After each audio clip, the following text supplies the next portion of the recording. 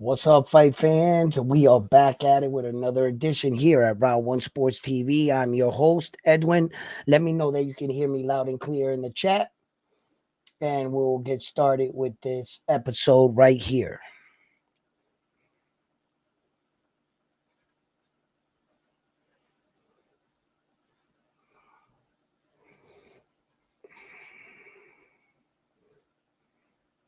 What's up, guys?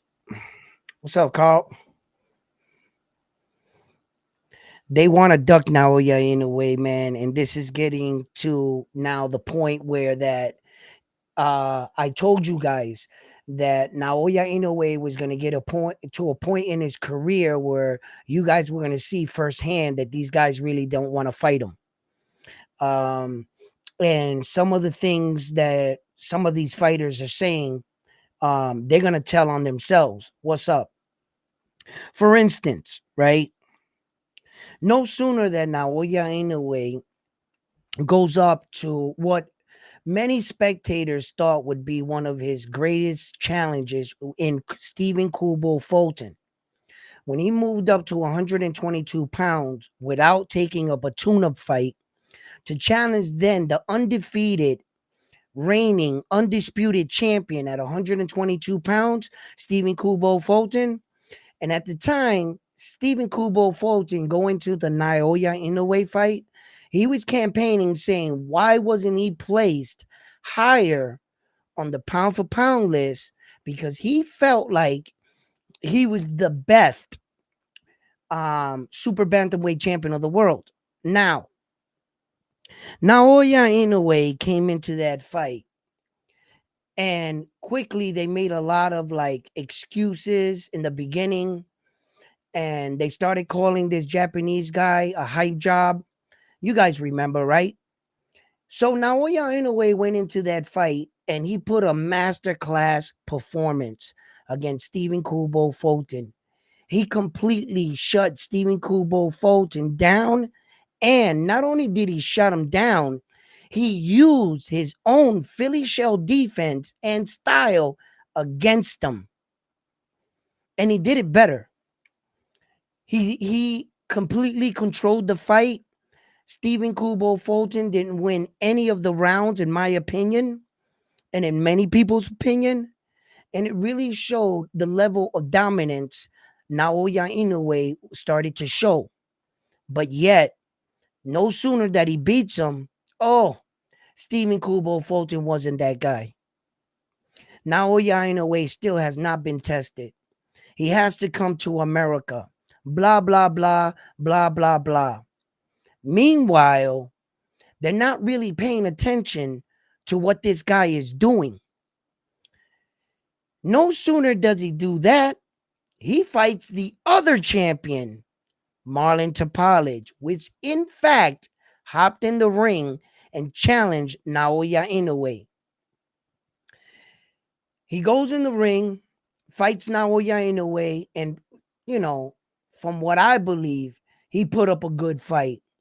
Marlon Tapalez put up a better fight than most of Naoya Inoue's previous opponents, including Stephen Kubo Fulton, which was supposed to be his toughest challenge. And I believe Marlon Tapalez put up a better account of himself than most of those guys. But to no avail, Naoya Inoue finally figured out what he was doing and quickly ended the night. He really showed his ring generalship in that fight, and he showed his ring IQ, where Marlon Tapales was switching it up almost every round on him. And it really showed that Naoya Inoue can be patient. He's just not going to rush into every sequence, right? But once he figures you out and he catches a beat on you and he locks in on your chin, it's pretty much over from there. No sooner does that, which he currently unified all four belt and became an undisputed champion, not only in one weight division, but in two weight divisions. But yet, that's not enough. That's not enough. It's not enough for a man to do such a feat. That's not enough now, right? All of a sudden, they come in and then they want him to move up in weight. They're trying to push him along to see if he makes a mistake. If Naoya Inoue believes too much in Naoya Inoue, you might be able to talk him into a fight he shouldn't be taking, right? And that's what they're trying to do. Kudos to Naoya Inoue, his coach and father and team for listening to Naoya Inoue when he said, I need to let my body grow properly and that I need to move up correctly in the weight divisions.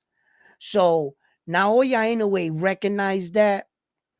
He sees that, although he is the same height as a fighter such as Tank Davis, which Tank Davis is 5'5", Naoya Inoue is 5'5", right? And even Esau Pitbull Cruz at a 5'3", he's a 140-pound champion of the world.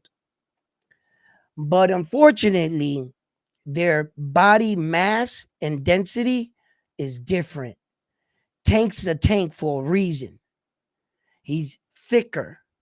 And his 5'5" is a lot different than a more skinnier framed Naoya Inoue 5'5".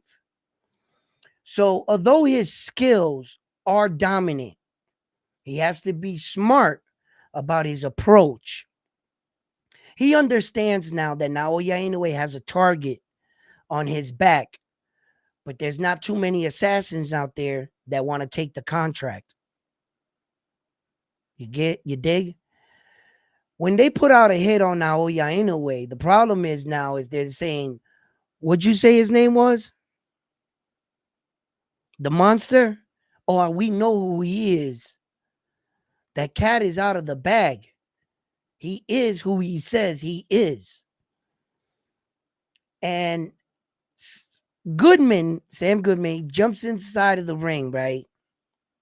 Right off after the victory of Luis Pantera Nares, which was one of his most impressive victories, not due to the level of fight, right? Where that Luis Pantera Nari made it such a close fight. Not in that sense. It was one of his greatest fights because he had to face maximum adversity. Maximum adversity meaning they knocked you down in the fight. But if you're knocked out in a fight, then you can't face adversity. You were knocked out. But as long as you could stand on your feet and your two hands were working, let's see what you do. And for the moment that Japanese dude hit the ground and got right back up, Luis Pantera Nare didn't win another second in that entire fight. Complete dominance. It's what you did when you listen. It's bad enough that the guy just saw you go down, and in the back of his mind, he says, I can put you down. Right? Another thing is, whenever I saw a guy go down in a fight and I saw him come back and rally back in the fight, it's usually a process in a battle to come back. He gets himself together in between a couple rounds and, he starts to come back in the fight type thing. Not a complete, utter, like he shut Luis Pantera Nares down. He took everything away from that man. He didn't win anything and no other exchanges. That's pretty impressive. So no sooner he does that, Goodman jumps in the ring in front of the whole world. He challenges him. He tells Naoya Inoue, either vacate the belts or fight me. I've been the mandatory to both those titles for over a year, and I want my shot. No sooner that the Japanese superstar told him, yes, you'll get your shot. Matter of fact, you're next in line. I'll fight you next. I'll fight you in 5-6 months. When he was confronted with the fact that Naoya Inoue accepted his challenge, he notified them by letting them know he wanted to take another tune-up fight in between before visiting the possibility of fighting Naoya. But wait a minute, I thought you wanted that smoke. Didn't you jump in the ring, beating your chest, talk about, look at me, it's my turn? And when they offer you the fight, he doesn't take it. So then all of a sudden, the WBA orders him to fight MJ, right? And I thought that that fight was going to take place. Apparently, Bob Arum felt like MJ was not a worthy opponent. In the business side of boxing, I could see where Bob Arum is vision as a businessman, right? Just think about it, people. You're putting up the fight. Naoya Inoue at what he had 27 fights. It's going on his 28th fight, right? Something like that. And then you got MJ Akmadalia. He has 12 fights. He's 12-1 with one loss. When you see that on the screen as a casual fan, you're going to say, they're saying this guy is the most dominant fighter in the world. No wonder they're putting him against guys that only have 12 fights. So when a casual fan sees that to buy a ticket, it's not very appealing to show that MJ only has 12 fights and he already has a loss. And then they say that Naoya Inoue was ducking Marlon Tapales. How so? How is Naoya Inoue ducking Marlon Tapales, right? When Marlon Tapales wasn't even good enough to hold on to his belt. And he had to sit at home and watch not Marlon Tapales, MJ, I'm sorry. How is it that MJ is good enough when he couldn't even hold on to his belt? He had to watch Marlon Tapales away from his house, MJ, because he couldn't hold on to his belt. But yet, the guy that beat him fought Naoya Inoue and lost. So you weren't good enough to beat that guy, and he beat the guy that beat you.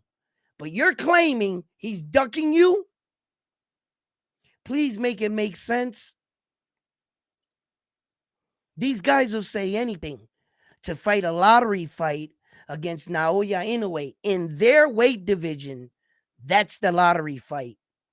Might not be like payday on the type of a Canelo fight or Tank Davis fight, but that is their biggest payday. That is their Super Bowl. That's their World Series. A fight against Naoya Inoue. That's the biggest ticket in their weight division. That's the lottery fight. Brother, you're getting a chance of winning 4 belts in one shot. What more do you want? My screen is breaking up over here. All right. Now it's working. So you got an opportunity of winning 4 belts. That's definitely the biggest fight you're going to get.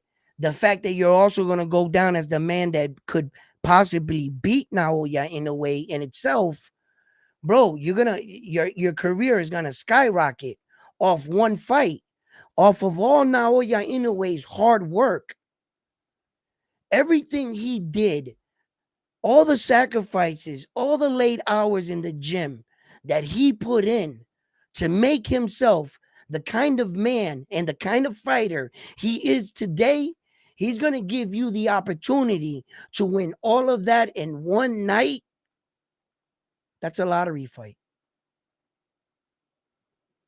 There's no other bigger way. And Naoya Inoue, had I remember correctly, at 118 pounds, he unified undisputed status the most prestigious way any champion can unify undisputed status.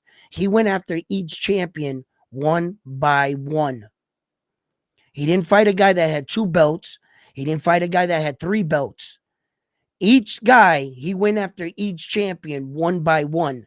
At 122 pounds, he fought 2 guys with 2 belts. Stephen Kubo Fulton had two, and Marlon Tapales had two. You see, now that the fact that we're getting this really big explosion in boxing, and you have to admit, a lot of champions have been fighting a lot of champions. Terrence Crawford unified first, two separate weight divisions, all four belts.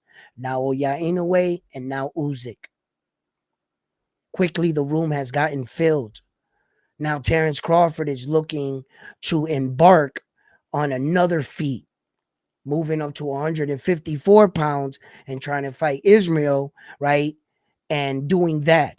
Now it's kind of cool watching Naoya Inoue and Terrence Crawford one up each other in boxing as the years have been going on. You know, sometimes people don't want to give the one up to the smaller man, but if we're going to respect our sport and champions in every weight division, well, then damn it, we need to give them credit for their weight division and what you're doing in it. Okay. And just because you're little doesn't mean you need to do double the amount of work. No, equal is equal, fair is fair. Terrence Crawford did it first, he was number one. Naoya Inoue did it second and still did not get the status of a number one spot. And humbly came publicly and gave credit to Terrence Crawford. But enough is enough. Enough is enough.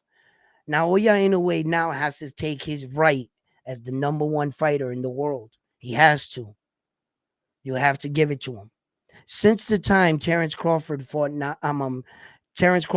Errol Spence Jr., he hasn't fought anybody else. His next fight is August 3rd. So let's think about what the Japanese dude did. They fought very early and within a month apart of each other. You remember that, right? Terrence Crawford fought Errol Spence Jr. and Naoya Inoue fought Stephen Kubo Fulton. Let's take it from there. Since then, like I said, Terrence Crawford hasn't fought anybody. His next fight is August 3rd. Naoya Inoue fought Marlon Tapales, right? And Luis Pantera Nari. And he's now looking to schedule his fourth fight. His fourth fight. And Terrence Crawford still hasn't fought yet. I have to acknowledge that. Not only in between that time, Naoya Inoue fought an undisputed champion, a unified, not undisputed, I'm sorry, a unified champion, and he fought to defend his undisputed status. He defended all four belts, which puts him in another category in a different room, which Terrence Crawford's name is not in. He defended all four belts. So when he's doing things like that, I have to give him the number one spot. Yeah, I have to. But, you know, Terrence Crawford can one up him again. Let's see where Naoya Inoue does.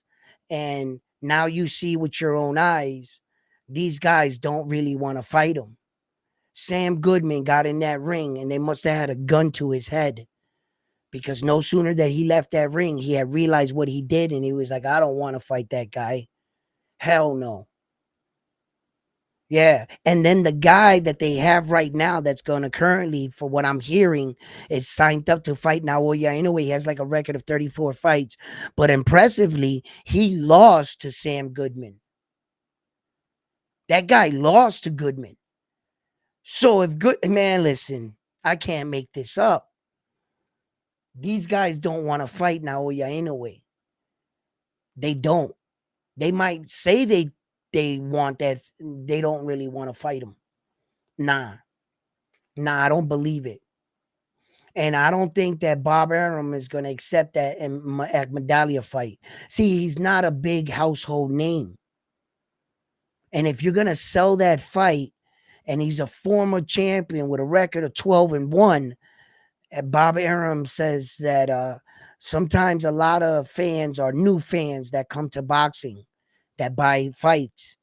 they're not going to buy a fight like that if they're not at least hardcore fans enough to know who MJ Ahmadallah is. You see, I think he's a good fighter, but um, he doesn't have that big of a name. And now, who do you got that's gonna fight Naoya Inoue? This guy with absolutely no name but a better record. Where that if you put their records on the screen, at least fight fans, casual fans will look and say, "Oh, this guy got a better shot." He look, he's got 34 fights or whatever fights he has. And it's just gonna look better. Either way, I think Naoya Inoue is gonna rock both whoever they put in front of him. I don't really see anybody anymore at 122.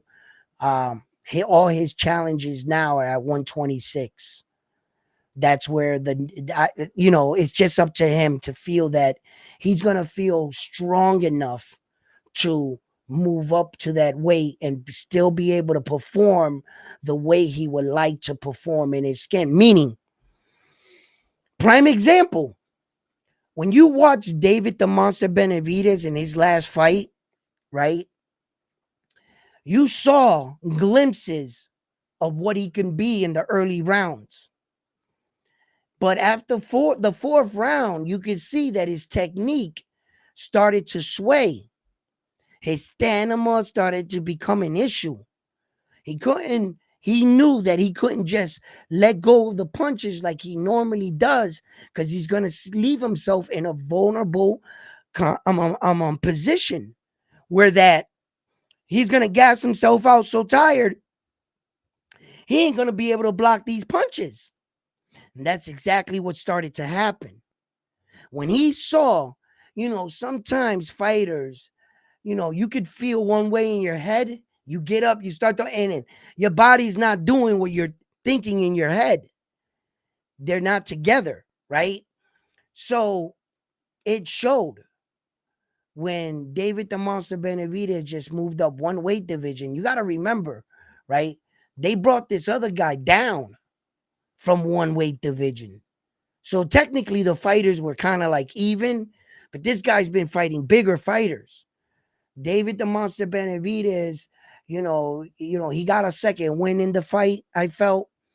He started putting it back together in the later rounds, right? But he learned a valuable lesson in that fight. And what it is you got to acclimate to a division a little bit better so that your body can perform the way you want it to in all aspects. You can't feel good just with your legs because you don't know how your arms are going to carry you and your stamina and so forth and so forth. So yeah, it's really interesting when a fighter is not listening to the crowd, to the people, to the results of his actions inside of the ring, meaning he buys too much into himself.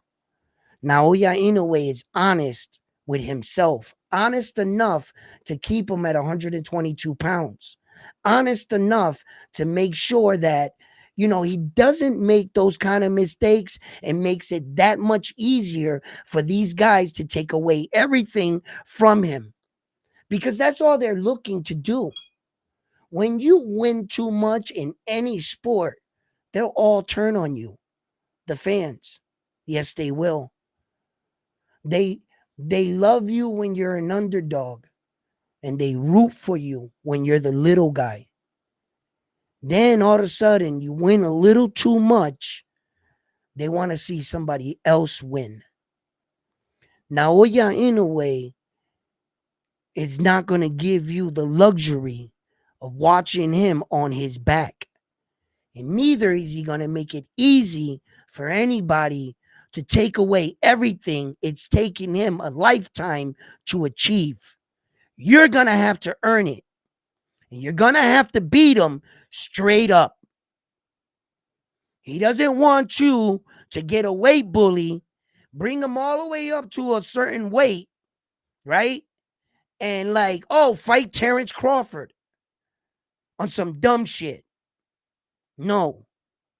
You think that man worked that hard for this many years just to walk up and hand it away to anyone just because you want to see the fight? He's not fighting opinions. He's fighting for legacy. There's a difference. Naoya Inoue is truly showing when you can keep your head on straight and you're not worried about going out and partying with your favorite rappers or NBA stars or whatever, and you're not out there drinking and smoking, and you're working hard in the gym, this is where it could take you to. He was just in New York City keeping his eye on young Brew Carrington. Yo, what's up, Doc? How you doing, brother? In the building. And he was just checking out Bruce Carrington. And I got to tell you, man, you know, he's looking at the future.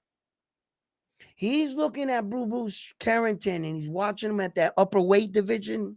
And he's saying to himself, that's the future right there. That kid right there is going to be later my biggest fight. And Naoya Inoue was doing his homework. I'm good. How are you? Yeah, I'm doing great.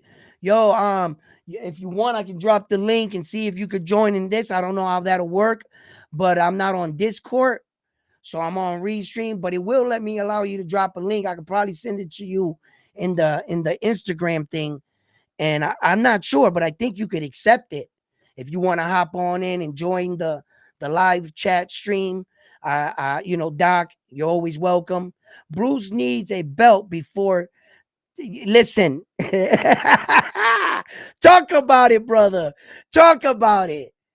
All these guys want to come after Naoya Inoue's success and say how much of a not good fighter he is.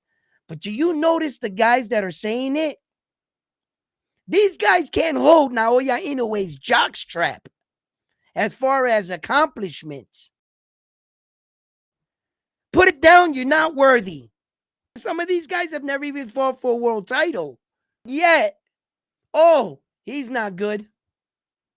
Bro, the shit that Naoya Inoue doing, if it was so easy, why isn't anybody else doing it in his weight division? Why hasn't anybody else did it in the past 50 years? In fact, there has been no unified, undisputed champion in the welterweight division for over 50 years. But that shit is easy. Donaire didn't do it. None of these dudes did it. Oh, that's just easy, bro. Yo, it's just easy because it rolls off the tip of their tongue. All right, brother, I'll give you that 10 minutes. And it's just like, it's amazing. Some of these guys shit talking, but I respect shit talking in the sport of boxing because that's exactly what you're supposed to do. And now my video is fucking up over here.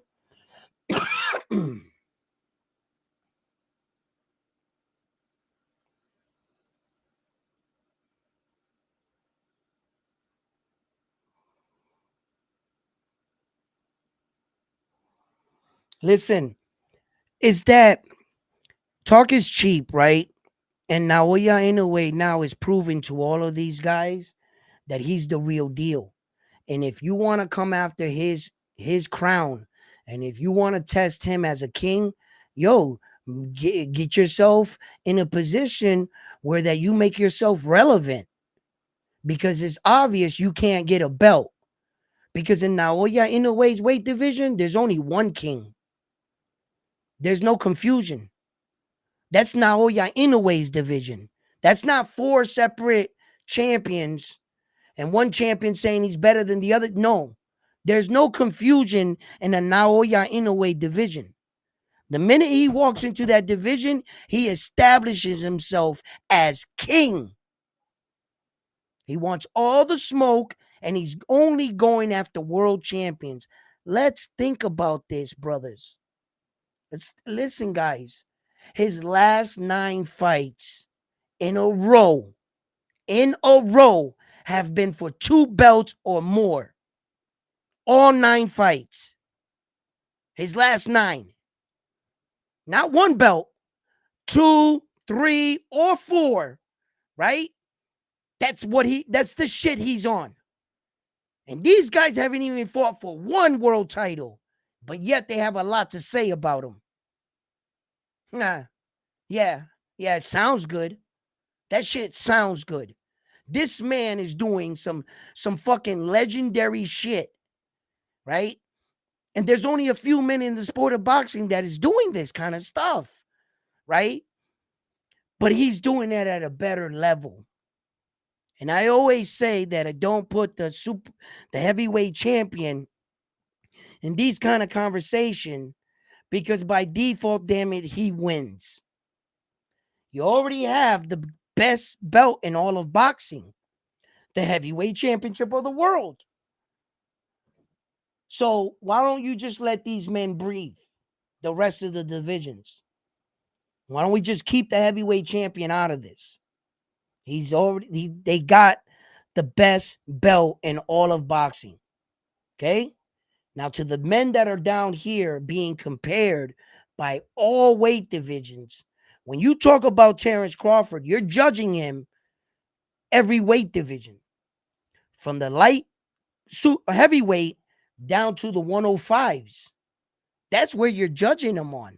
You're saying that he's the best in the world. That's how you're judging Terrence Crawford. When you judge Naoya Inoue, you're judging him on that same status. You're judging him from everybody in the world.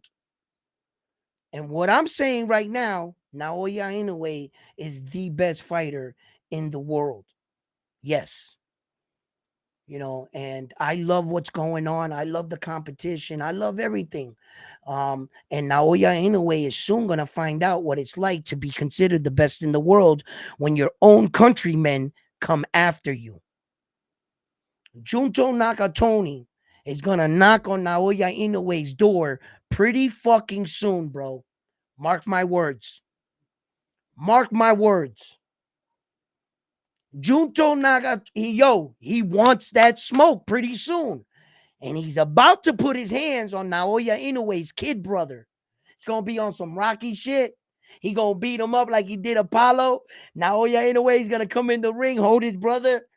If he dies, he dies. Yo, it going to be some smoke. Them 2 Japanese dudes, I can just see it in the future. 2025, they're going to fight.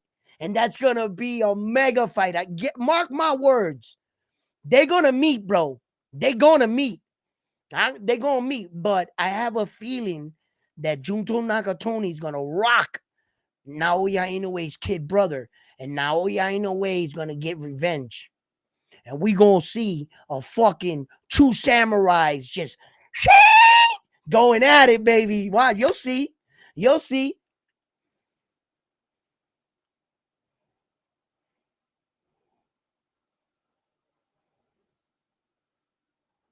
What the hell? Bam Bam, what's up? Thank you, Bam. Smash that like button, baby. How you doing?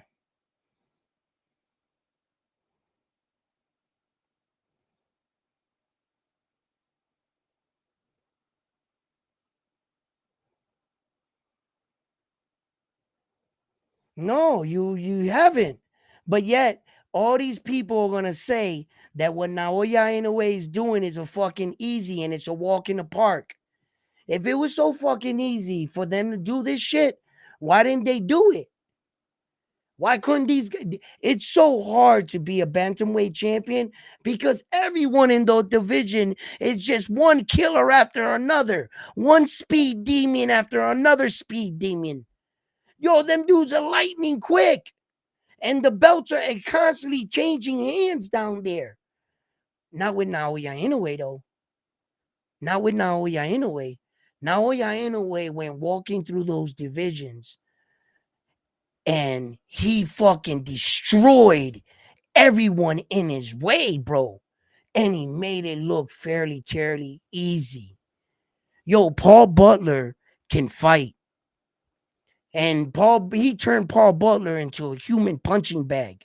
Yo, that was hard to watch at some time. Paul Butler wasn't even fighting back. And if you didn't know anything about Paul Butler, you would say, damn, this dude, it sucks.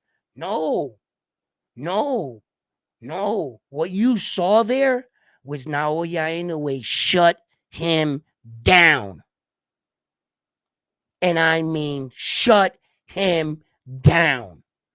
What you saw in a lot of these Naoya Inoue fights was Naoya Inoue showing you, the world, and the boxers that he's on a different level. He's come against every style you can think of. And when you think about lefty opponents fighting him, in fact, because of the fact that I got to give Marlon Tapales that credit, but there hasn't been a lot of fighters, lefties.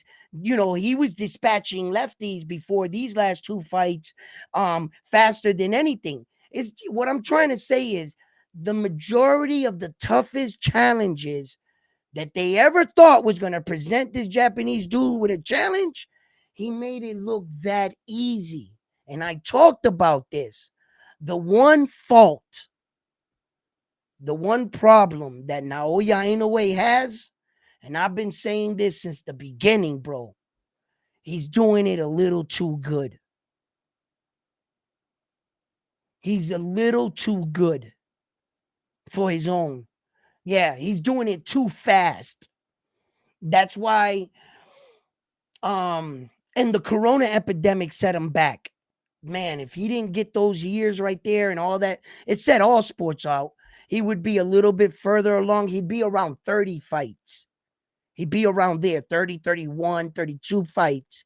He would be right in there, right? If things were going as planned. But he's truly doing it at a pace, right? Check it out. He has 4 weight divisions. You got to understand this. He has 4 weight divisions, and he is currently on his 21st consecutive world title fight. Is it 21 or 20? He's coming up into like either his 20th or 21st world title fight consecutive in a row. That means one after another, consecutive. You know what that means, right? So there's no break in between where he fought a tune-up fight or a fight that didn't mean anything, right? But wait a minute, he has 4 weight divisions. Don't fighters usually go up to another weight division and fight some tomato can or cab driver just to get acclimated to the division, just like David the Monster Benavidez did? That fight at 175 wasn't for no belts, and it was just a tune-up fight so he can get acclimated because shit like that happens.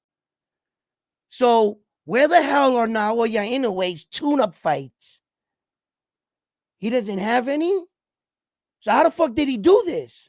Oh, there's only one way. You mean to tell me every time he moved up, what he used for a tune-up fight was a world champion? Yeah, that's exactly what he did. They said, who do you want? You could pick anybody you want. Yeah, I want the world champion. Yeah, but Naoya Inoue, that'll be the toughest fight. He goes, yeah, I know. I want that guy. 3 times in a row he did that shit. That's impressive. That's fucking impressive, bro. When guys right in front of you, right in front of your eyes, are fighting one division up and failing miserably. Some winning, some not putting up good performances, some completely getting shut down. Jamel Charlo went up 2. Boy, did he look bad. He didn't even look like himself at all. Not even a 10-second flare of Jamel Charlo came out in that fight. And it shows how hard that shit really is. And you mean to tell me this guy is doing it like this? But he's realized that he might have hit his ceiling. And in order for him to perform at the maximum of his ability, he's doing it right. And I commend him for that. I see that. I hear the public. I hear the fans. I hear you loud and clear. We want you to go up to 126. We want you to dare to be great. I hear you guys. He hears you. You think he doesn't hear this? He hears you. And what's he doing?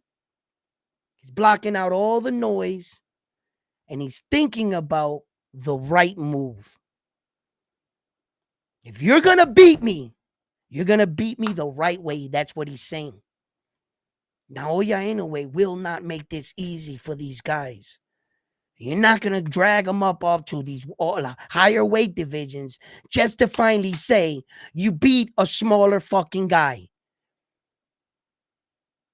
But you guys can't beat him at his normal, natural weight. You know why? There was nobody there. Only one king. Time and time again. In the last two weight divisions he's been in, there is no controversy about who the top dog is. He made that shit loud and clear. It's me. That's it. There's no room for sharing. Boxing is a lonely man sport, and I reign supreme. Naoya Inoue. That's what he's doing in his own weight division. If these motherfuckers want to run their mouth about a man like that, then they should be doing Naoya Inoue shit in their own weight division. That's all I'm saying. But yet, he's not the best. But none of these guys are doing what he's doing. Talk is cheap, bro. Talk is fucking cheap. Okay? That dude is the best fighter in the world. And until you guys can mirror him, fucking at least do shit he's doing or beat him, bro, you got to give it to him. You got to give it to him. And as far as American fighters, Terrence Crawford is the best fighter right now, but Tank Davis is on his coattails like this, baby. It's like Terrence Crawford was driving down the street by himself. He looked up in the rear view and saw Tank on a motorcycle like, I'm coming, Terrence. I'm coming for that number one spot, baby. Yo, giving Tank Davis, I guess, some of these names that will satisfy, which I don't believe it's ever going to satisfy fucking every fight fan. Someone's always going to have something to say about Tank Davis, right? But he's fucking incredibly smart. And I've talked about that in my last video. I encourage you to go check out my last video about Tank Davis and Frank Martin and what really occurred in that fight. And check out my video versus anybody else's video. You tell me. So anyway, I'm going to tell you guys right now that it is going to get a little tough for Naoya Inoue in the future. It is. These guys know who he is. And whoever gets those belts at 126, there's not a guarantee that they're going to fight him. There's only one belt at 126 that they can't avoid him. They can't stop him. The WBO. Because of the fact that he's the WBO champion at 122, all he has to do is put in the paperwork to be the mandatory at 126. And we all know this. So that's his way in. If shall he choose it at any time, Naoya Inoue, when he feels he's ready to move up to the next weight division, if the other champions don't want to fight him, his ticket, his guaranteed ticket is that WBO belt. Either the guy vacates it or he fights Naoya Inoue. There won't be no other way around it. Same method Terrence Crawford used, same method Naoya Inoue's using, and same thing a lot of fighters used. They used the WBO to challenge the above existing champion because that's in the rule structure for only this belt. Just like the IBF was the only boxing organization that had a 10-pound rehydration clause automatically attached to their belt. So no matter what, the IBF says we don't like weight bullies. If you could never make this weight, then either move up or move down, go to your weight division. So for all their IBF titles in every weight division, there is a 10-pound rehydration claw. Well, and if you're thinking that the fighters can only gain up to 10 pounds and then on fight night they weigh in between that, you would be wrong, right? Because that's not exactly how it works. They do allow you to gain more weight than 10 pounds in the IBF, but it was going to be subtle, because if you were training within that weight, and even though you were cutting weight, you're not going to put on an obscene amount of weight. Meaning, this is how it works. You make weight on the first night. You guys weigh in, let's say like 140, right? You weigh in, you make the weight 140. At 9 o'clock in the morning, the next day, you got to make weight again. And the next weight you got to make is that you can't weigh past 150 pounds. That's where the 10-pound rehydration clause comes in effect, right? Okay. After you make that weight, you're allowed to put on whatever weight you want from 9 o'clock that morning. Once you make the second weight right there, you could put on weight after that. Yeah, you can. So you could still go in the ring 154, 153, 155, but you're not going to go in the ring for a 140-pound fight like Devin Haney, 165. That's what they're trying to prevent. By putting the 10-pound weight claw, that kind of stutters you out. You see, because you weren't, so you had to be in shape to make that weight. So the more weight that you're not going to put on all that weight mysteriously. No. Yeah, you're not going to want to weight drain yourself twice. That's not healthy. So that's just a rule put in place for weight bullies. If you're really from this weight division, then you should do that, no problem. And that's the truth. That's the honest God. And now the WBA is adopting that into their belt now. And with the Frank Ghost and the Tank Davis and Frank the Ghost Martin, it was one of the fights and biggest fights. And the WBA was able to announce it to the world on that platform. You know what I'm saying? So, yeah, absolutely. But Naoya Inoue is not going to get these guys just to line up to fight him. They know who the fuck he is now. And in the future, like I said, I want to talk about some of these guys at 126 or who can be possible, but these belts are moving around and exchanging hands so fast, and new guys are coming up and getting opportunities that I'm not quite sure who will be there. I don't know who's going to be there and who's making noise now coming in. So, I believe it's time for Bruce Carrington to make that move, fight for a world title. I believe you've been tested enough. Take your chance. Naoya Inoue was 19 years old when he took his chance at a world title. He's 19 years old, bro. He only had 6 professional fights. 6 professional fights. And a 19-year-old kid said to himself, I'm not afraid to fight who's in my division.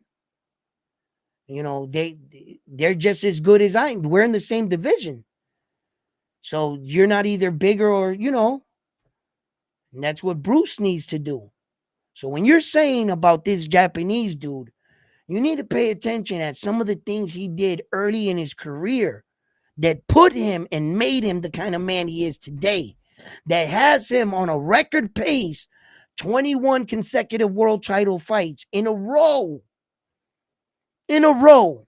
where that in his impressive run, and you think back at all 27 fights, bro, it's hard to find rounds he lost. There's a handful of rounds he lost in his entire career. That's saying something. That's it. That speaks to the type of career of complete dominance. That's something you fantasize as a kid. And you fantasize your career and you say, I'm going to be this dominant as a world champion. He's legitimately doing that shit. And that's what makes him impressive. And that's why I believe that men like him need to be talked about. Do not let men like him go underneath the radar. And no one talks about a guy like this. Why isn't any other YouTube channel or anybody else trying to give this guy his credibility? Is it because he's Japanese? I don't see Japanese, Chinese, American, Puerto Rican, nothing. You know what I see? A warrior, a fighter. I respect the best fighters. That's what I see. That's what I pay my money to see. That's what I want to see. Who gives a fuck what skin color you are, what you look like, or how tall you are? I don't give two shits about that. What I want to know is how fucking good are you? How good are you? And when you go to find that out, a lot of casual boxing fans has a tendency of viewing a fighter on a couple knockouts. I once heard that Deontay Wilder was the best heavyweight of all time. Didn't you hear that 10 years ago? And I was sitting there going, yo, my man can't box. Waiting to show somebody shows up. And they did. Do you still feel like he's the greatest heavyweight of all time? I'll wait. You see how shit changes? You got to really find out what that fighter's around as a whole. And I spoke about this as I've been watching and covering Naoya Inoue's career. I said it. There's certain things I need to see him go through that you can't teach in a gym. You're going to have to find out some of these boxing situations when the time occurs. And people were like, what do you got to see? I said, well, I want to see what happens if he ever gets knocked down and he gets the opportunity to get up. How does he respond? We saw that firsthand. You know, and I tell you guys, it's not like you're in the gym with your coach and your coach is like, okay, we're going to go over this drill today, son. You're going to get punched in the face. You're going down. Let's see how you respond. And beep. You don't practice that shit, right? So when you're watching him and I saw him, face adversity against Donito Donaire in a situation where he was caught early in the fight. Second round. He went 10 rounds with a broken orbital bone. You can't teach that in a gym. Okay, now, yeah, in a way, we're going to crack your orbital bone today in training, and we want to see if you can go 10 rounds. Man, you don't practice that shit. That's when you got to find out what your fighter's made of. When boxing situations like that happen, those are things I wanted to see. And I didn't give Naoya Inoue his full credit until I saw some of these things. I've been a prisoner of a moment before in fighters. I've put the cart before the horse. And in my experience of watching fights, that's why I know what I'm talking about now. Because when I can be critical to some boxers. I'm not like judgmental. I love all boxers. And just because I'm being critical, maybe this will get back to his ears, put a fire under his ass, and come out perform better. Because I wish them all the best. I want them all to win, but unfortunately, we can't. And Naoya Inoue is that guy. And I will give him credit. And I will not let a fighter such as Naoya Inoue go down. He's doing the best shit in the fucking boxing game right now. And he's nowhere near talked about. And that has to do in part with the fact that he doesn't speak English. Because if he spoke English, he would be way better marketable. And I think a lot more of us would know him. You know how we are. We at least want to hear you say some shit, you know? So, but intrigued, yes. Why? Because of what he's doing with these. And that's the only reason why I want to see him, because I recognize greatness and I know what my eyes are telling me. What's up, guys? Devin Haney's retiring for 2 years. I heard the same rumor. It's bullshit. Same thing. Didn't Teofimo Lopez retire after he beat Josh Taylor? Didn't Shakur Stevenson retire after he didn't get that fight with Navarrete? I'll wait. Now Devin Haney's retiring. It seems like all these dudes can't handle pressure, but yet they want to talk about they the best. They the best. As soon as hurdles happen in their fight, in their life, the decision they make, they want to run away from the problem. Retiring is running away from your problems. Didn't Ryan Garcia retire too? Yeah, mental health issues. Yeah. Yeah, I heard a lot of boxers say that dumb shit. Devin Haney ain't going nowhere. And if he retired for 2 belts, he could kiss that WBC title away. He mad because they bought his fight for $2.4 million. That's why he mad. Woohoo! Hot as hell in this motherfucker. Yeah. What up, Doc? You ready? When you are? My man. My mellow. Okay, let me copy that. And then what I would have to do is I would have to go over here, go here real quick, hit the little Instagram thing here, right? Yup. So that's how we do that. And then we go in here, right? And then we look up my man box. Damn, I'm sweating up a storm. Where is he? I know he's somewhere around here. He's got to be. One message. Who's this? Okay, here we are. He's right here. And what I do is I copy, paste, boom, and I send you. I sent you the link in your Instagram. It says join the live stream. So go there, Doc. And see if you could join it like that.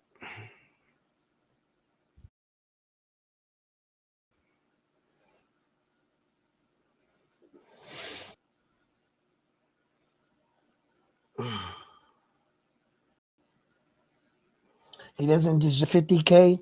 Call, you didn't have an AC or in your house. Yes, I have an AC, but the wife and the kids have the AC in the other room. I got this fan. He looked tired as hell. My fan, it looks like he mad at me. You know what I mean? For being so goddamn hot. The fan is pushing out hot air on me. That's how hot it is in this room right now. Yo, Armando, what up?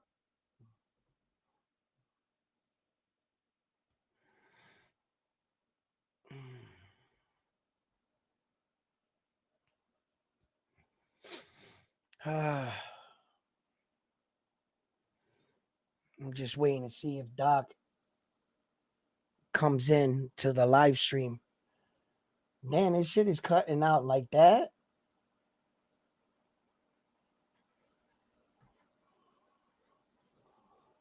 Mm.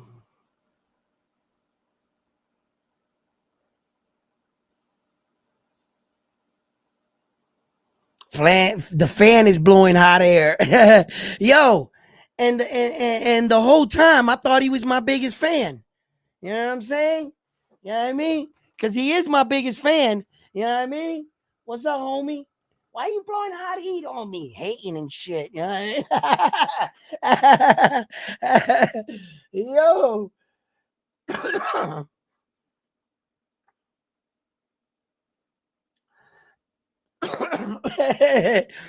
Yeah, I got one of those fans too. And the kids also got that. I get no love. I get no love, man. You know what I mean? Signing up now, 1 second. No problem, brother. Take your time. You got that. This is my boy Doc. I just went on his channel earlier today. If you guys want, you guys can check out the show on his platform too. I went on earlier. We had a good segment. It took me a long time to fucking so I hope Doc like chops up that video. It took me a long time to log in, like yeah, to figure it out.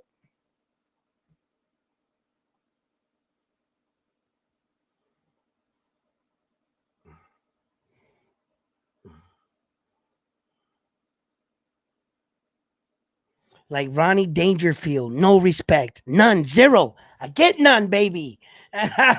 Really showing your age there, huh? Ronnie Dangerfield. Really showing your age there. The fact that I knew him, I'm showing mine with you. Yo,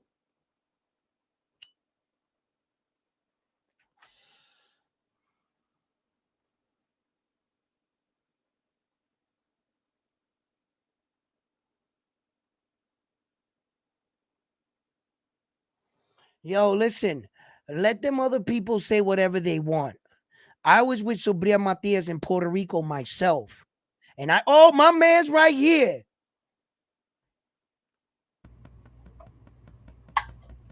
What's up, baby? In the building. What's good? What's good? What's good? I got you. Hold up. Nah, take your time, man. Take your time. There we go. Let me turn you down on this side so you're not echoing. I had to grab my food. Just came, man. So Yeah. yeah, my food just came. So, fight fans, let me welcome my guest to my show. This is my boy right here. This is Dr. Boxing Talk right here. I'm gonna let him introduce himself. Can you introduce yourself and let them know where they can find you? Oh yeah, I appreciate that, man. So yeah, I'm Dr. Boxing Talk. I was already introduced by my boy Edwin, man. I've been doing this boxing talk for a little minute, man. So I appreciate Edwin reaching out to me, having me on the show, man. It's definitely a pleasure just to see and talk to other people that are in love with boxing. You know what I'm saying? It's just a pleasure to discuss boxing from a genuine standpoint and from a love of the game standpoint. So yeah, man, you can find me at Dr. Boxing Talk on YouTube. Yeah, that's where you can catch me at, man. So Absolutely. And we were talking about one of the biggest upcoming superstars, Naoya Inoue, and what makes him great, like other fighters like Terrence Crawford. If right. there's anything else you want to talk about any fighters or share your opinions on it, feel free. Like I said, this we were just talking about Naoya Inoue, and some Yeah. of the other fighters were just talking about and hinting about that Supriya Matias fight and where they see him coming into the loss against Liam Paro.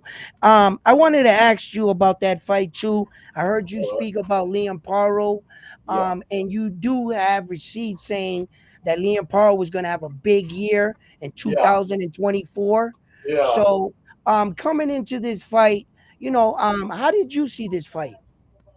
I'm gonna be honest, man. So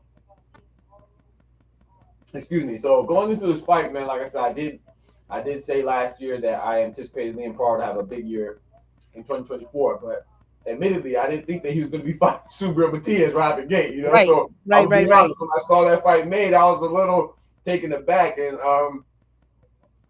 but I was still confident that Liam Parr could pull off the upset. But in my heart of hearts, I thought Subriel Matias was the favorite, and I love to bet on the underdog. But and Liam Parr obviously was the underdog, but they did something which was similar to HBO 24/7. You remember HBO 24/7? yes, I don't remember what this one was called, but they did a similar thing for Liam Parra and Super Matias, and I watched that, and I'll be honest, man, I let them sway me, man. So going into the fight, at the yeah, last second, I was like, man, Super Matias is looking good, and then at the weigh-in, I thought Liam Parra looked a little intimidating, a little small, and so I was like, man, I did not put money on Liam Paro, and right. I was like, man, I think Subriel was gonna win, but I was wrong. So I say all that to say that yes, I anticipated. I like Liam Paro. I like what I see from him, especially with his knockout win over Montana Love. However, I'm not gonna act like I was just super confident that he was gonna beat Mhm. Super Matias, but I did think he could potentially get an upset because I thought the styles made fights, and I thought Limpar was slick, but I wasn't sure how long he could be slick, and I wasn't sure how long he'd be active and not get caught up in a war, which is what Super likes, And so yeah, Right, I right. still, I don't want to take credit for calling that fight, but I Mhm. did. Like, you're right, I did. No, there's a lot of things you could take credit for that I've heard you talk about. One being, I just want to let my guests know this is the only guy on planet Earth that I personally knew that put money actually on Ryan Garcia. Give him a round of applause. This guy right here actually put money on Ryan and won, right? So, but anyway, like I appreciate it.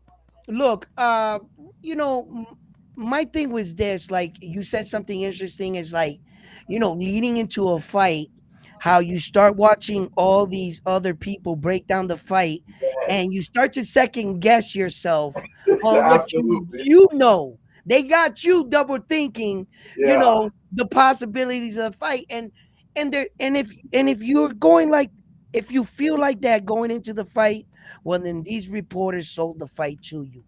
They facts, did their job. facts, You see, facts. and Yeah, there were a lot of things that after the fight with Subriel I heard of, and I don't want to make any excuses because that would fall on Subriel Matias. A lot of people said he was up late at night the day before the fight, partying with the rappers that walked him out, and mhm. that he fell back, and that possibly could have been, something. But once again, is that Liam Paro's fault? Nope, Did not at Liam Paro all. do his job? Absolutely, you got to fight who's Okay, gonna then. So if fight. if this was true, then shame on you. Yeah, that's true. I'm not gonna make any excuses for you, but I do believe that Subir Matias is a special kind of fighter, and he can bounce back from this. I remember the last time he lost.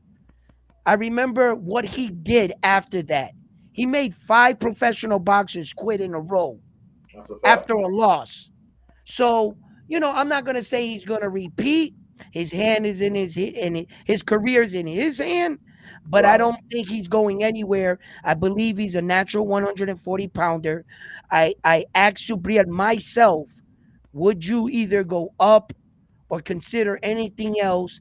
He said he doesn't have any other weight division in mind. He likes That's where good. he's at and That's he's a good staying sign. there. Yeah, that's a good sign. Yeah. So Yeah. I think that that's where he stays, and I just hope to see him bounce back. As far as Naoya Inoue, and this fight coming up now, I was just telling my fans, brother, these guys are pretending like they want the smoke now, and it's gonna be even harder for him to secure fights now because the cat is out of the bag. The world knows who he is, Yeah. you know, and look at the guy they're putting to fight him now. TJ Doheny, yeah, Doheny, whatever you pronounce his name, We man. talked about it this morning. Yeah, Like he yeah. he he lost to Goodman. Yeah, he lost to Sam Goodman, man. He has 3 other losses in addition to that as well. And he's a former champion, so I got to give him his credit. I believe he was a former champion at light featherweight, so he's not a slouch per se, but I don't know, man. I think Naoya Inoue is going to run through him, and that's a testament to Naoya Inoue, like you were saying, man. No disrespect to TJ Doheny, but I do, and me personally, I rather see Akhmadaliev, but you made a good point, and then TJ Doheny may be a little more popular, and the fact that TJ Doheny he has a following in Japan. His last 3 fights were all wins in Japan, so that helps selling the fight to that fan base, and Yeah, so I understand it. Do I want it? No. Do I understand it? Yeah. So yeah, I want yeah. MJ. I don't want that fight neither. I don't want that fight neither. But Naoya Inoue wants to stay active, and the Naoya Inoue train's not gonna stop for no one or slow down. Well, yeah, and I don't. So I want to be clear too. I don't blame Nadia anyway for that. I blame Bob No. Arum. Bob Arum's Yeah. one about it said that Akhmadaliev is a nobody, even though Akhmadaliev looked phenomenal, beating Kevin Gonzalez in his last fight, who was 27-0 at the time. He gave him his first and only loss. So Yeah. Akhmadaliev, I feel like I just like consistency, right? And I feel like Bob Arum, it's not just the popularity, but that has something to do with it too, because we already said that TJ Doheny Yeah. has a history in Japan. Bob Arum is a little fucking all over the place. Yeah, And yeah. some of his boxing decisions I don't agree with, Mhm. like losing Terrence Crawford. How the fuck do you fuck that up? I would How do any of them mess it I up, would man? have bent over backwards to fucking no Diddy to fucking please No him. Diddy is crazy. You know what I'm saying? You know what I Right, mean? To please Terrence Crawford to keep him in my stable, right, and right. you lose him. Hey yo, and Yeah, it goes to show you, right, that even when Terrence Crawford was threatening to sue Al Heyman and he yeah, wanted out of his contract, as yeah. soon as he got out of his contract, almost a year later, he signed right back with Top Rank Yep, that's true. because there was nowhere else to go. Nope. And I think They're Bob the Arum, I think he is, he's a little older, right? So, he's used to doing stuff his way and stuck in his way. So I yeah. think on one hand, it's good though because a lot of times, as men, pride carries us to accomplish a lot of things, but then sometimes too, our pride and stubbornness keeps us from, obtaining some things like Terrence Crawford on our roster. You know what I'm Look, saying? But, yeah, it is what it is. right. And what I was talking about with my fans, right? And I was saying to myself, the fight that's gonna be made for Naoya Inoue is gonna be Junto Nakatoni. Yeah, man, I called that for a lot, bro. That's another one. Like I I said, think he's gonna put hands on Naoya Inoue's little brother first, that's what I said. I made a and video then about he's gonna go. It's gonna. I said it earlier on my video. It's gonna be like a Rocky movie. He's gonna it. Yeah, jump in the ring holding his little brother, yeah. and Junto Nakatoni's gonna be like, if he dies, he dies. Right? Yeah, man. Right? I think that's a perfect storyline, right? So he beats Takuma in a way. Now you know his Right. younger brother, and then it sets up now with a revenge arc. He try to come back and avenge his brother. They meet up, and I'm not gonna lie though, man. I know I might get a lot of hate for this one. I got Junto, man. I always like Junto Nakatani for how he devastated Maloney, and it looked like Maloney got shot. And then after what he did to Santiago, Alejandro Santiago, man, it's like I I know respect it's going to it. be a good fight. I don't think it's going I to be respect a it, baby. landslide, but I I definitely respect if it. that fight happens and Junto's the underdog, I'm not going to make the Liam Paro mistake again. I'm going to listen to myself and I'm going to Yeah, bet on you Junto Nakatani, man. listen, I promise you that. listen. Stand on your square, brother. No problem. Mhm. Listen, I always respect it.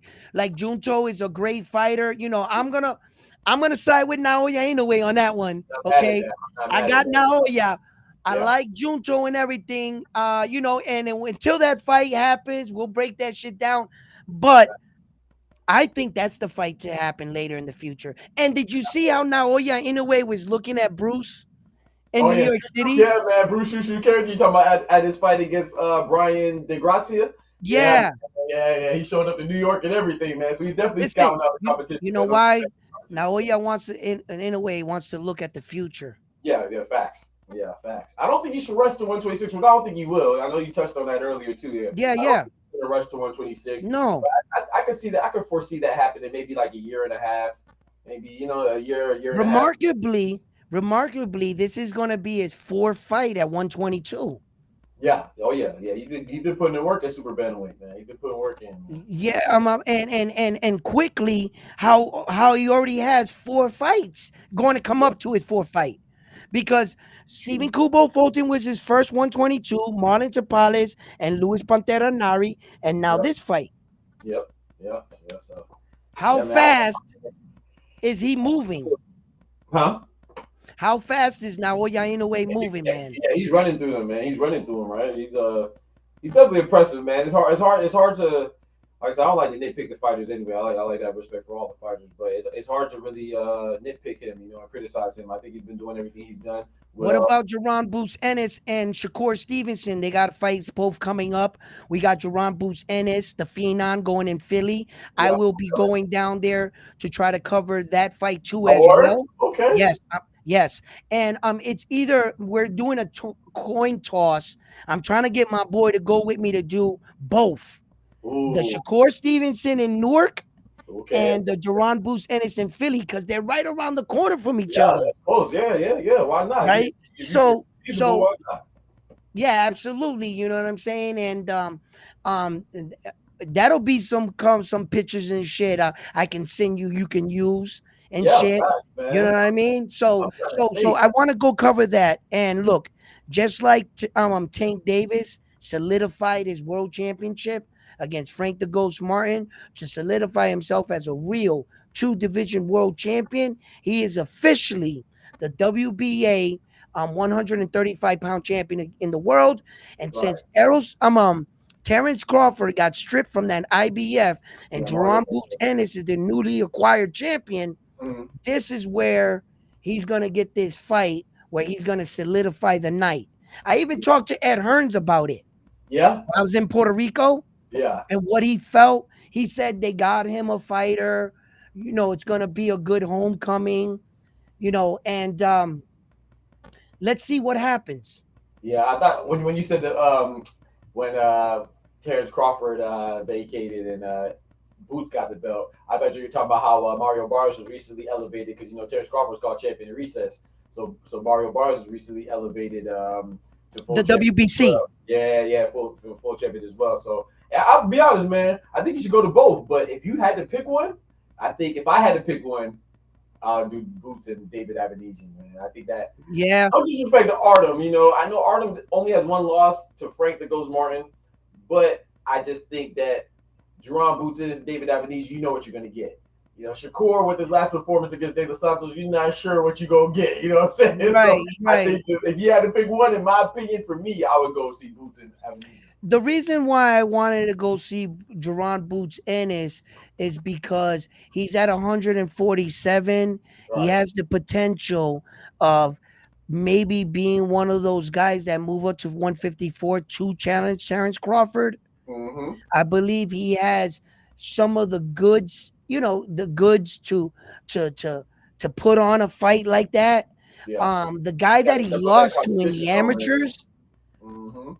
was his name there? Gary Antoine Russell. Yeah, Yeah, Gary Antoine Russell. yeah, beat He him in the loses to him in the amateurs, Yeah, yeah. They but fought 4 times, though, if I'm not mistaken. I think they went 3-1. I think it was 4 times. yeah, but he lost 3 times to him. Yeah, he lost 3 times. Yeah, yeah, facts. Yeah, Yeah. it goes to show you that an amateur style and a pro style are two different styles. Because I Sure. think if you put those same two guys to fight right now in the pros, I think Jerron Boots Ennis is just slightly. He has more weapons in his arsenal in his tool I agree. bag. I agree. He has a I would better lean towards Boots. selection of punches.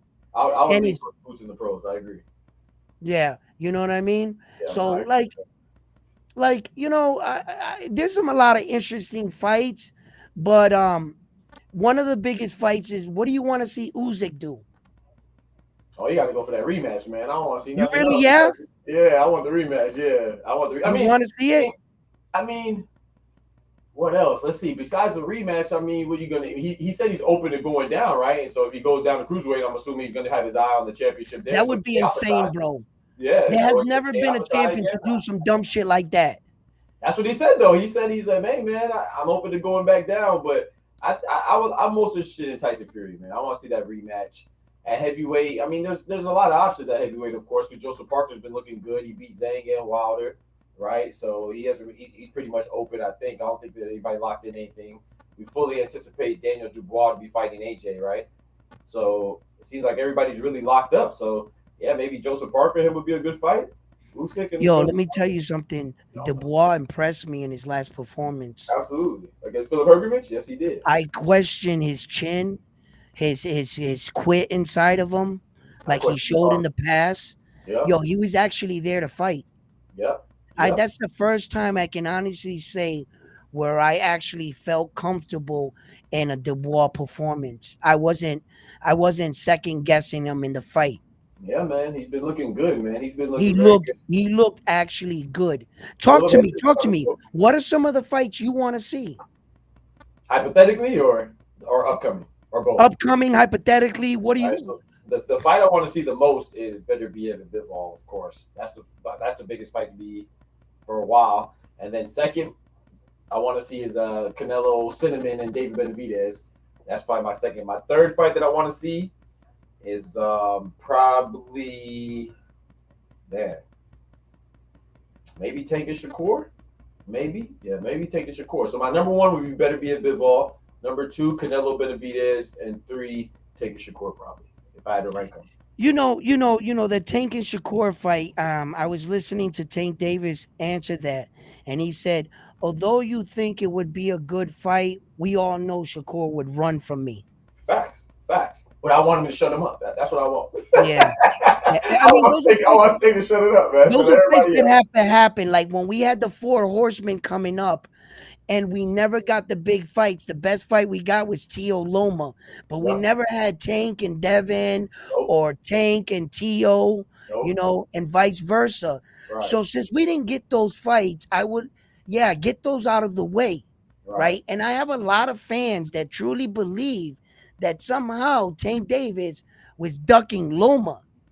And I'm on the other side saying, are you guys okay? Like, Right. if you can convince me that Loma would take that fight against Tank right now, like, that Man. would be impressive. I'm gonna tell you like this, man. This is my humble opinion. It's like we just talked about it with Naoya Inoue. Yep. It's Bob Arum. That's who I blame. This is another instance where I Yeah. blame Lomachenko, man. I feel like if you look at Lomachenko, you could blame Tank and say it's across the street, right? Al Haven, PBC, Bob Arum, top rank. Okay, that's fine. What about Shakur just called out Loma last year or whatever it was. That fight did happen. They're both top rank. So is that all? Whose fault is that? I'm not. I don't think Loma's scared of it. I always give the fighters respect. I don't think Loma's scared. I think it's Bob Arum. I think the only reason why we saw Loma and Tio is because number one, nobody expected Tio at that point to beat Lomachenko unless you're a big Tio fan. But the consensus was that Loma was going to beat Tio, so that was an upset. Number one. Number two, Oh, Tio is yeah. where? Tio's where? He's with Top Rank still, so he committed to Top Rank for a long time. He's been with Top Rank since, so it was basically a win-win. But the problem with Shakur is that yes, he's Top Rank, but he's Bob Arum is afraid that kind of like Terrence Crawford that he's not going to commit long term. So the last thing he wants is for Loma to lose, and then Shakur Stevenson skedaddle. You know what I'm saying? Yeah. But Yeah. now he wants the Tank fight because what? Loma's on the what? Everybody says he's on the decline, so he's going to cash out now, and that's the He's biggest going to fight. cash out. He's He's going going to to cash cash out. out on him. Yeah, bro, it's Yeah. Bob It's, Arum, it's, man. I'm it's, sorry, it's Bob Arum. yeah, It's Bob like Aaron wasn't going to put him too young against Shakur because he right. didn't want him to catch any losses. But now Mm-hmm. that he sees that he's already 36 years old, he's going to Mm-hmm. make what he can off of him, and he's going to feed him to Tank. He gonna sacrifice him as tribute, like Hunger Games. Yep. He going Sacrifice him as tribute, man. Yeah, Yeah, you bro. right about that. Yeah, man. Come on, man. And I'll say this too. Like, I like Tank. I think Lomachenko still has a path to victory. He could tap into that matrix mode and give him a rough night. But I do think that Tank. I think that's less likely to happen. I think Tank's gonna Armando almost says knockout. Armando says that Subriel Matias will beat Liam Paro in a rematch. How do you feel about that? Ooh, I'm gonna be honest, man. I think I would ask Arnaldo. Shout out to Arnaldo too. That number one. That's my Yeah. guy. But I think in that outfit, man, I don't know who I bet on. But I do lean towards Liam Paro because I consider him the better boxer in that outfit. And Okay. historically speaking, usually the rematches benefit the better boxer. I'm not saying he's a much, I'm not saying there's a wide gap, but I think Subriel in that outfit is considered the puncher, and Liam Paro is considered the better boxer. So I think rematches typically favor the better boxer. So I would lead towards Liam Paro. However, Liam Paro got caught a couple times. He looked like he was in trouble a couple times. So it makes it very interesting, man. It's like I don't know. It's kind of like Tyson Fury and Usyk, right? I think that Tyson Fury, he might be undisciplined. He might be braggadocious. He might, bullshit a little bit in the ring and play around. But I think he's a better boxer than Usyk in that outfit. So I think that's why I think that Tyson Fury can win. And I think he was winning, and especially in those middle rounds until he got caught in the ninth round playing around and Yeah. stuff. So I think the Right. rematches typically benefit the better boxer. However, Usyk overcame, so I think that Usyk could overcome again. So with Liam Paro Subriel, I think anything's possible, man. I'm not gonna say that. I Yeah. would lean towards. I would say if I put in a percentile, I would say 60-40 Liam Paro's way. Yeah. Um, I'm still What I about you? I'm still on a 50-50 with it. I'm Mm-hmm. still gonna give Subriel Matias the benefit of the doubt. I saw how Liam Paro in the seventh round was almost about to break. Yeah, And yeah, that's what I'm saying. Yeah, Paro got hurt. his corner was willing him back into the fight. Right. Yeah, I So agree. I saw, a lot of trouble, but hey, give Yeah, it to Paro, bro. He's stuck in there, man. yeah, So if I had to give it, I would have to give it a 55-45 then. I'll give Paro 55 because I'm going to give him his credit. But something in my gut tells me I'm I'm not there to, say that Subriel, He's like he's got the blueprint to beat Subriel. I think that there was just too many things in the fight that Subriel could have also used that he Right. may implement. I saw him lose to Pedro Ananya in the second fight. His jab came out in the second fight with Pedro Ananya. Oh yeah, he could definitely come back. You You know, see? like you said, So, he, so and then there's one thing about winning against the guy that when you already beat a guy like Liam Paro beat Subriel, you go into that fight with confidence, knowing you can beat him. So the right. confidence is on Liam Paro's side. Facts. The proof who has to prove himself That's is all. on Yeah. Subriel's side. Facts. Facts. So I think, yeah, I think that's a good So fight, man. I think it's a rematch that should happen. I don't know when it happens, but I think, like I said, I would lean towards Liam Paul because, like you said, he did get hurt, man. I thought Paul got hurt a few times, you know. So, yeah. yeah, I just lean towards it. That's just like a something of mine. I always lean towards the better boxer or the person who seemed to have the edge in that regard. So I would lean towards slightly, but I would lean towards Paul for So sure. so in a good world, who actually would you like to see Tank Davis fight next? Would it Next, be Loma? I still think Loma's a good fight. I think But Shakur is a good Shakur, fight. Um, next, yeah, I would, because Shakur's fighting Artem. You know, we'll have to wait for that. So I would prefer Loma because mm, Loma just fought Kambosos, Tank just fought, so we could get that in November. You know, if he fights Shakur, then Shakur has to. When's Shakur fight? In July, right? Or yeah. yeah, he fights in July, so we got to give him recovery time. So that fight probably wouldn't happen till maybe November, December too, depends on how it goes. But hmm you know, let's just say early next year. So I'm I'll waiting. have Loma. Right, I'm waiting on an announcement right now from Jermaine Ortiz's camp that they're gonna announce his next fight. Okay, And like Rivera is one of his stable mates out here. I've been keeping a close eye on some of the guys that are also coming up, like the new guys. Like I like Abdullah Madison a lot. I Abdullah. like Keith Abdullah Mason. Mason. I'm Yeah, saying, I'm sorry, I said Madison. Mason. Yep, I I got like Duda you. Mason. I I like like Keyshawn Davis. I like like Bruce Sean. Carrington. Tiger's doing his thing. There's a lot Man, of I was disappointed in him though. You talking about yeah. Michael Johnson? Tiger Johnson, yeah, Yeah, yeah, man, I but was disappointed in him in I that fight. know, I know, I know, but Yeah. He got the there's win just though. yeah. So when 2025 comes up, Yeah. those guys are gonna and Xander Zion, Yeah, those guys are yep. they're Send gonna start coming from top prospect to contender. facts. And they're going to start moving in position to start challenging some of these guys for world titles.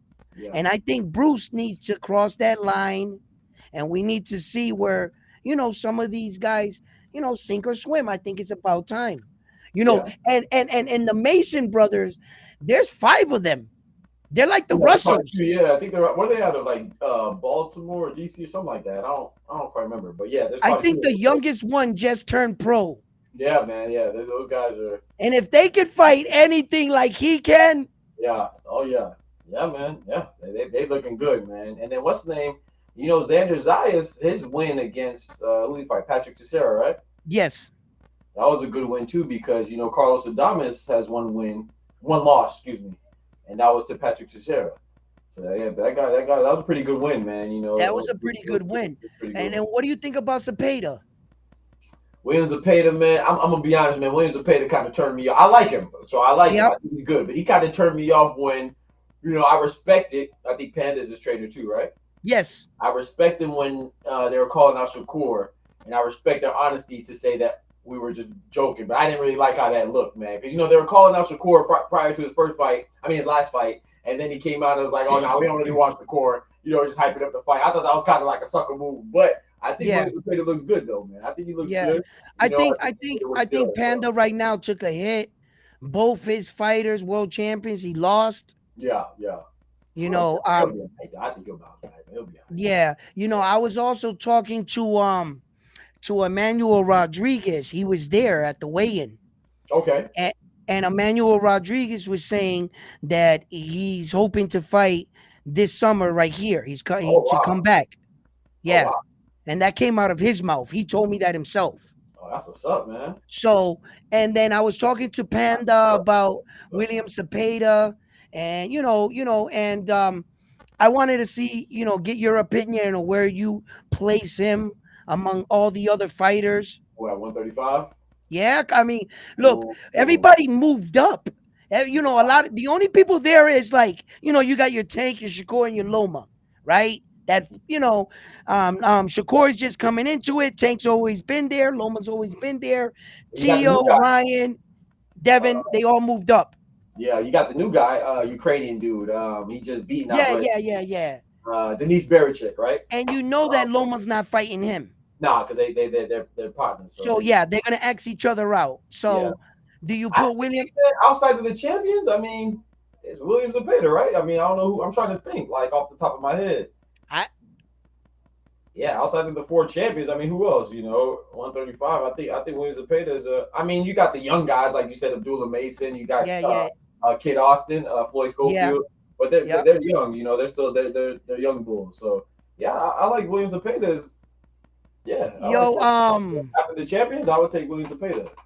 So I rank them the four champions ahead of him just because they're champions. I'm not saying they're necessarily better. 'Cause I yeah. think he'll beat Denise Bericek, to be honest. But just because he's a champion, I'm gonna give him that boost. So I give the four champions Tank Shakur, Bericek, and Lomachenko, and then I say Williams and Peter next. Unless I'm missing somebody, I could be, but yeah, I'll You have to. you you If think I you have to think say you the five. you said something about Tiger. You think Tiger will fight Africa? Yeah. Man, bro, I think I don't know, man. Man, I don't know, some of man. these guys, I some of got these more. guys are I got gonna more. learn. They're gonna learn as they're coming up young in their Yeah. career Hmm. to respect the people and pay homage to the fighters that paved the way for them. Hmm. You gotta respect. Some of these older guys need to teach these young guy some, real respect and like Facts. show the champions that you know. Before you put the cart before the horse, you should prove something I in agree. your career, in I your legacy. And a lot of these guys are calling out and talking shit about other fighters that are well accomplished fighters, well accomplished. I love Bruce Carrington, agree. but there's not too much he can say about Naoya Inoue, bro. No, I mean he's what 12-0, 11-0, 12-0. Yeah, and for him to say, "Oh, he's not that good," he's not, bro. You haven't even fought for one world title. Yeah, I nah, think you need to like relax. yeah, he's a little green. I'll be honest too. How I feel about I like Shushu a lot. I think he shows a lot of promise, but I do think that sometimes I say we, not us specifically, but Yes, absolutely. sometimes we put a lot of pressure on these fighters to feel like they're obligated to call out these people too. So I feel Right. like if we're hearing him and now anyway comparisons and anticipation for that fight, I feel like he's probably getting that a lot too. And he's like, man, hey man, I'll take Naya anyway. But in my opinion, I think he's too green right now. He only has Who's 12 your fights. top prospect right now? Ooh. We count the Shushu as a prospect. Still, yeah, yeah. Okay, okay. What about Andy Cruz? He has 3 fights, so he's a prospect for sure. His three fight. His record is small, Four but fights, something like that. the Yeah, Cuban superstar, I like him. yeah, I like him. He trains with Jerome Butenis. Yeah, I probably lean towards Andy Cruz or Shushu, one of those two. I'm gonna go with young Xander Zion and Abdullah Mason. Abdullah Mason. Okay, I'm not mad at that though. That's good. I like Floyd Schofield too. I like him Oh too. yeah, yeah, yeah, I like yeah, him too.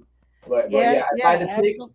I'll be between Andy Cruz and my boy Shushu, man.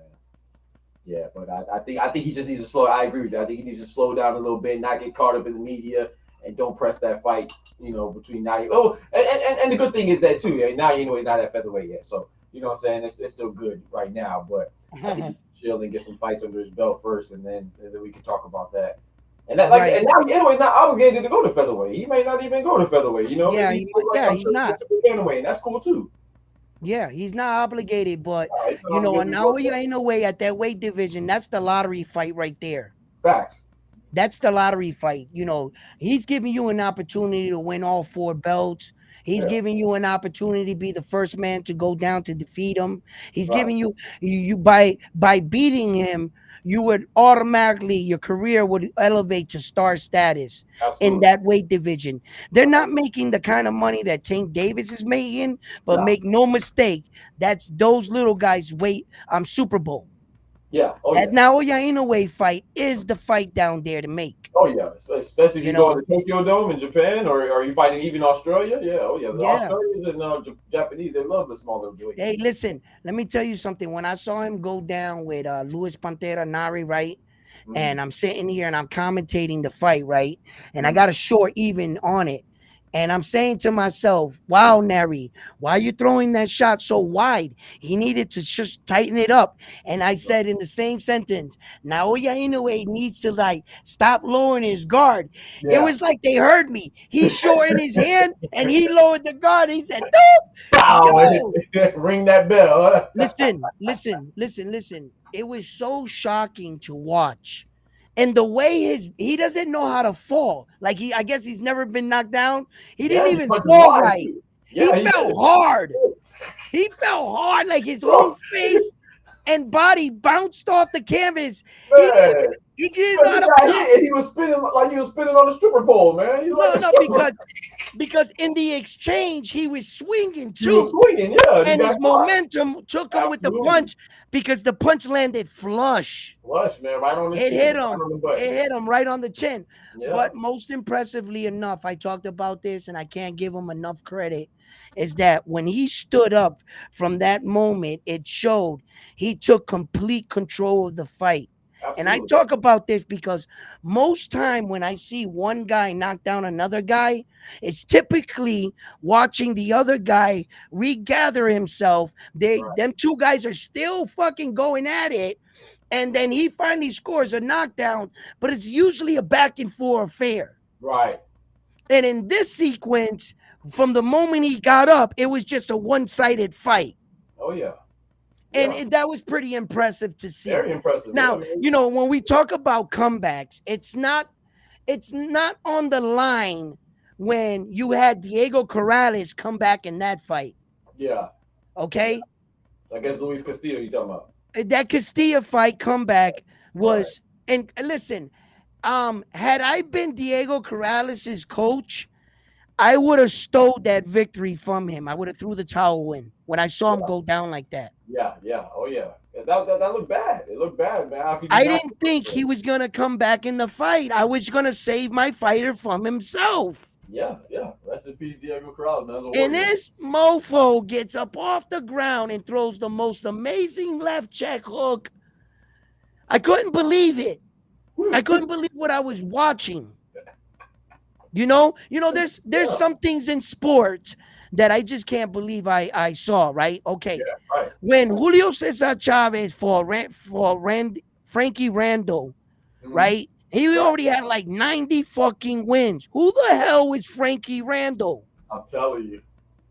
Bro, not only did he beat him, he dropped him in the fight. It's crazy, man. It's crazy, man. And That's you what look at these boxing fights is lovely, man. sometimes, yeah, it's just like, I hate bringing this fight up, but it's the most famous fight around the world. When Buster Douglas knocked out Mike Tyson, I shed a tear that day. All of America did. I cried, bro. I Yeah, gotta admit, I cried in my room, yeah, all of America did. and I was so mad. And that was a fight I never saw. Like, and that's what I love about the sport. It's sometimes the unknown. And leading into a fight, people are talking about, this, that, and they got you second guessing yourself and your Yeah, pick, and you're going back and you're yeah, re-looking at it's because of, and that's what I love, the anticipation and the buildup of a matchup and the right, unknown and the uncertainty of watching your fighter come down. And it's not like watching a rerun or a highlight where yeah. you could try to fool yourself, but in the back of your mind, you already know what's going to happen, Right, right? right. It's Exactly. nothing like fight night. Nothing can emulate that. Nothing, man. And Nothing. that's what I live for in this Right. sport. It's lovely, man. You know what I'm It's saying? lovely. It's the Yeah, love of the yeah. sport, the love of the game, and it's just amazing. It's just amazing. So before we wrap up here, um, Well, that's good because let you got me my check mama out some called of the back. messages. And I want to thank my guest for joining us Yeah, man, today. my pleasure, man. My pleasure, man. My pleasure. Appreciate you having me. Absolutely. Anytime you want to come in Yeah, and talk boxing or on your platform, we could talk boxing or anything. You yeah, know, man. I'm always up for it, game to talk, and I'm sure we're gonna have a lot of fights to talk about in the Oh yeah, future. You oh know, yeah. we have a lot of big mega fights, and these Saudis ain't playing no games. No They're sir. bringing down That's all action. amazing card in August. Terrence Crawford is leading at the pack of that card. And we Yeah, got some big fighters. Some guys got pulled off, such as Tim Zhu, but we also have a stellar card. We got Isa Pitbull Cruz making a title defense. We have the yeah, return of Andy the Destroyer Ruiz yeah, against Big Baby Miller. yeah, And much more to come and yeah, to be announced for that card. So yeah, we have a lot of boxing upcoming. We got yeah, Jerron Boots Ennis, we got Shakur Stevenson, and a lot of these guys got a lot to prove.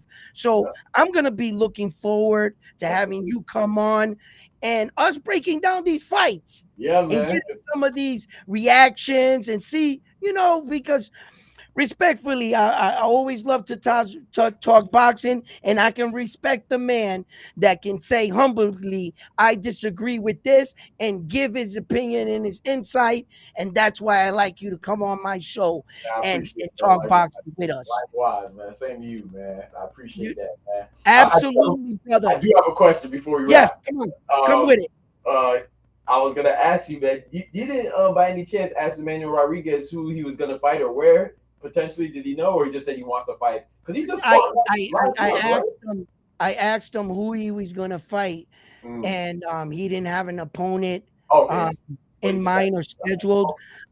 They were he wants to get back into the flow of things, but Yeah. he had nobody in mind. But yeah, Okay. Panda and them guys down there right now, Yeah. they took a hit.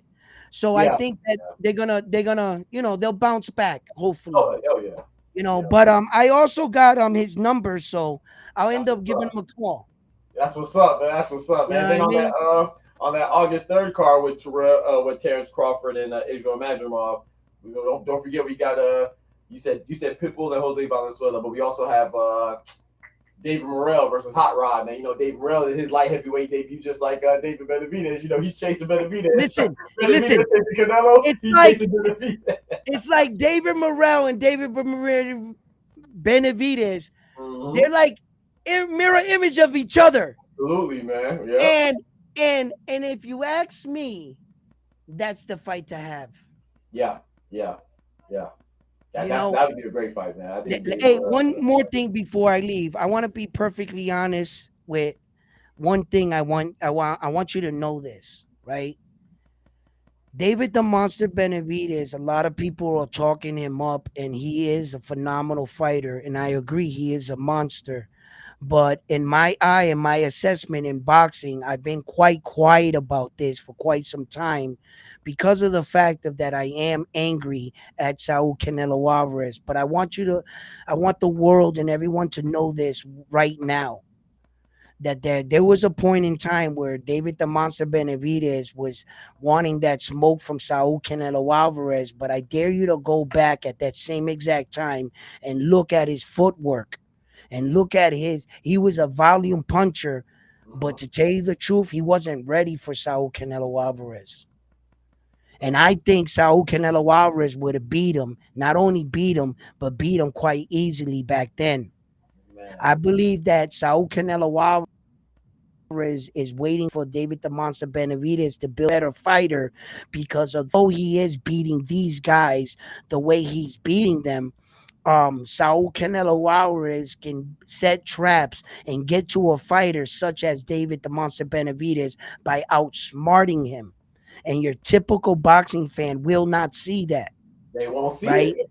They won't see it. But I think that Saul Canelo Alvarez, yes, in fact, um, he's been dragging his feet with this fight, but hopefully I can believe that he's doing it because he wants to secure that $1 billion fight.